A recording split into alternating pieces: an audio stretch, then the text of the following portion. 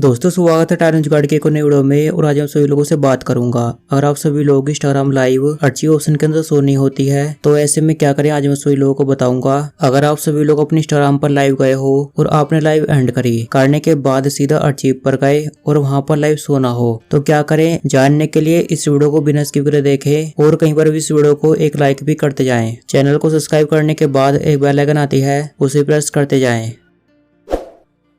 सबसे पहले आप सभी लोगों को बता दो, जब भी आप सभी लोग लाइव एंड कर देते हो उसकी वीडियो आपको यहाँ पर थ्री लाइन पर क्लिक करने के बाद अचीव पर क्लिक करने के बाद यहाँ पर स्टोरी अचीव पर क्लिक करने के बाद लाइव अचीव पर क्लिक करने के बाद यहाँ पर शो हो जाती है।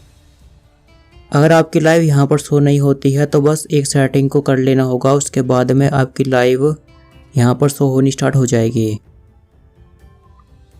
तो उसके बाद में यहाँ से बैक आएँ, बैक आने के बाद सीधा प्लेस पर जाएं।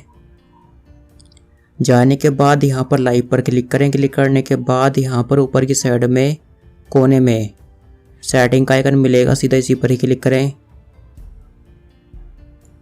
क्लिक करने के बाद यहाँ पर लाइव मिल जाएगा, सीधा इसी पर ही क्लिक करें। क्लिक करने के बाद यहाँ पर सेविंग मिलेगा, सेव लाइव टू अर्चिव। बस इसको ब्लू टिक को ऑन कर लेना होगा।